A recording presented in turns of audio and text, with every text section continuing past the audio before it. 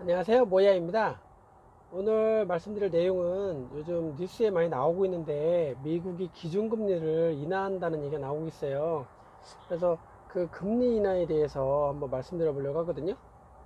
금리가 내려가면 우리가 알고 있는 그 부동산, 그 주택 시장에 어떤 영향이 있는지 그에 대해서 좀 더 얘기를 나눠보려고 해요. 오늘 궁금하시면 영상까지 봐주시고요. 보시기 전에 구독과 좋아요 꼭 눌러주시기 바라겠습니다. 오늘 지금 말씀드릴 내용은 미국이 기준금리를 내린다는 뉴스를 제가 접했는데, 제가 뉴스를 자주 못 보는데 최근에 보니까 미국이 뭐 기준금리를 올해 안에 좀 내린다, 인하한다 이런 얘기를 하더라고요. 제가 제 영상 중에 금리의 본질에 대한 내용이 담긴 영상이 있는데 그 영상을 한번 꼭 보시길 바라고요. 거기 내용이 좀 잘 정리가 되어 있거든요. 근데 금리를 내리게 되면 어떤 영향이 있을까요? 금리를 내린다는 얘기는 미국 기준금리, 국가의 기준금리를 내린다는 얘기는 시장이 유동성 자금을 좀 많이 풍부하게 이렇게 늘리겠다는 얘기거든요.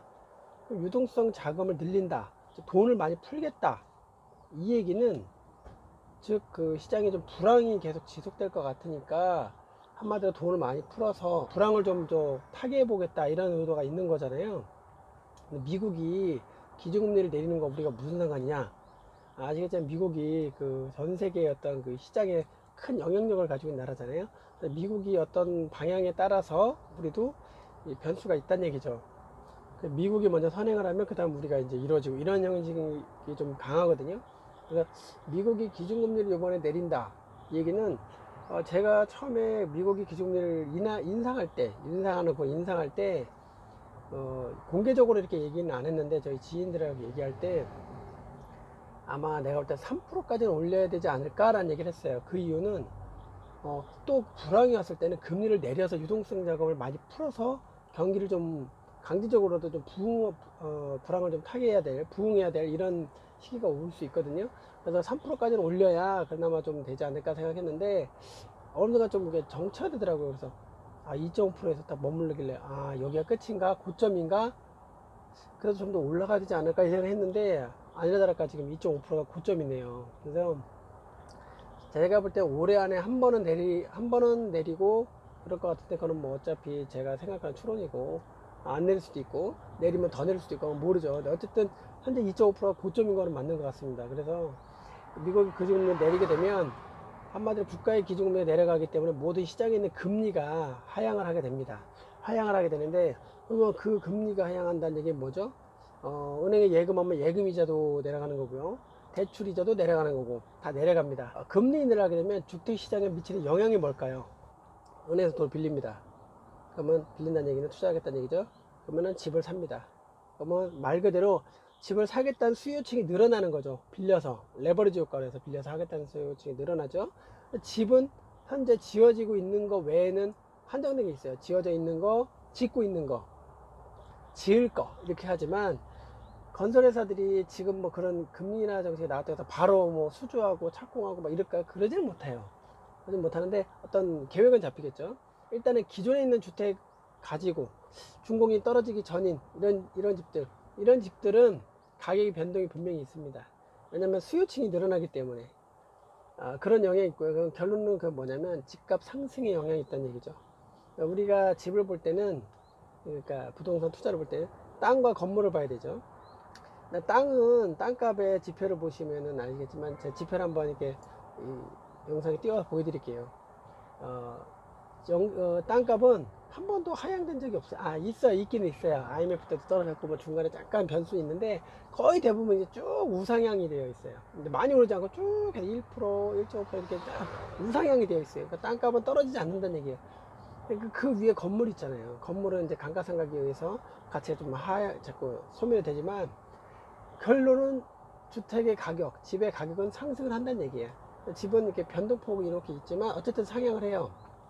우상향을 하는데 요번에 금리 인하로 인해서 주택 가격에 정체되어 있던 수요, 거래량이 정체되어 있던 거와 가격이 하향되어 있던 것이 다시 반등해서 올라갈 가능성이 매우 높아요. 매우 높고 거래량도 폭등했죠. 그러면 기존에 있는 거니까. 근데 수요는 많은데 공급이 부족하니까 더 많이 오를 수도 있어요.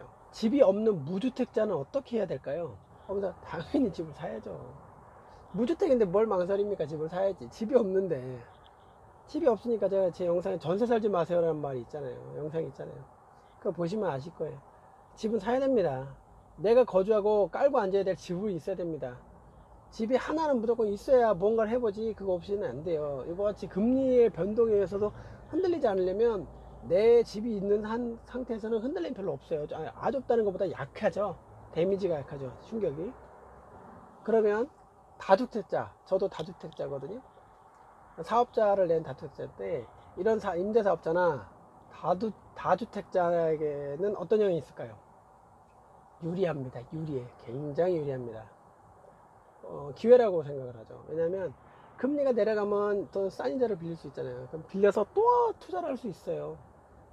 그죠?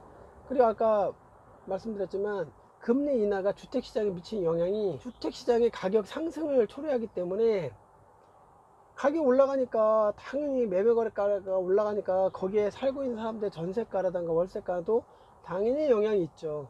근데 매매가가 확 뛴다고 해서 전세 월세가가 확 뛰진 않아요. 그래, 시간차가 있지만 어쨌든 상향을 하게 돼 있어요. 저한테도 대출에 대한 어떤 그 비용도 저한테 있을 수 있겠지만 또 추가적인 것도 있겠지만 기존에 살고 있는 사람들의 전세면 전세 보증금, 월세는 월세, 이런 부분이 올라가 주기 때문에 재계약을 할 때 그 금액이 상향된 금액을 재계약을 하기 때문에 거기에서도 어떤 그 투자에 대한 자금이 더 저한테 유입이 될 수가 있는 거죠. 저한테 굉장히 유리한 부분이죠. 다주택자에게는. 무주택자에게는 유리한 건 아니죠. 왜냐면 집을 살려고 할 때는 대출을 빌리면 유리하지만 살 의지가 없다면 유리한 게 아니에요. 금리가 인하된다는 거는 예금 은행에 넣어봤자 이자가 떨어지는데 뭐 무슨 의미가 있겠어요. 대출을 빌리면 이자가 싸니까 빌려서 해야 되는데 뭔가 집을 살려는 의지가 없다면 그것도 무의미한 거예요. 금리가 인하되고 인상되고 그 사람은 아무 관련이 없는 거예요. 그러니까 뭔가 행위를 했을 때만 의미가 있는 거죠. 그럼 이 시점에서 우리는 어떻게 행동을 해야 될까요? 오늘 잘 생각해 보세요.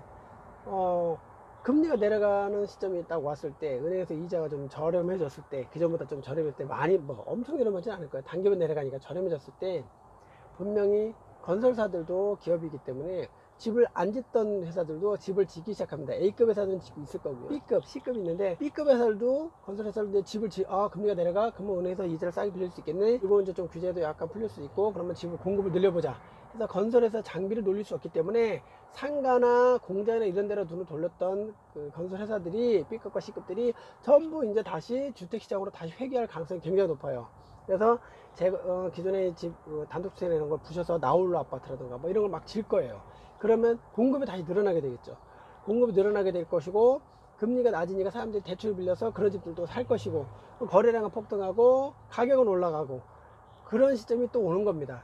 그러니까 그런 시점이 오니까 우리는 그거에 대비해서 미리미리 생각하고 조사하고 지금 집을 사야 되겠다 해야 되겠다 이런 걸 결론을 지어야 될 시기라는 얘기죠. 그래서 이 방송을 보고 계시는 구독자 여러분, 제가 지금 구독자가 지금 오늘부로 69명이 되었습니다. 감사합니다. 69명의 저를 믿고 봐주시는 구독자 여러분 진심으로 감사드리고요.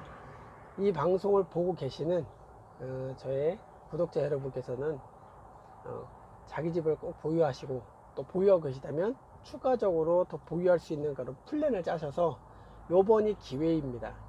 기회입니다. 금리 인하가 이루어진다면 한 번 인하되고 마는 것이 아니기 때문에 이때 잘 선택하셔서 유리한 고점에 그 주택을 또는 상가를 또는 공장을 부동산이죠. 부동산을 매입을 하셔서 경제적 부를 꼭 누리시고 행복한 삶을 사실 수 있는 그런 분들이 되셨으면 참 좋겠습니다. 같이 더불어 잘 살아야 되잖아요. 우리는 잘 살려고 지금 이러고 있는 거잖아요. 그래서 많은 분들이 더 많이 행복해졌으면 좋겠습니다. 오늘 영상은 여기까지고요.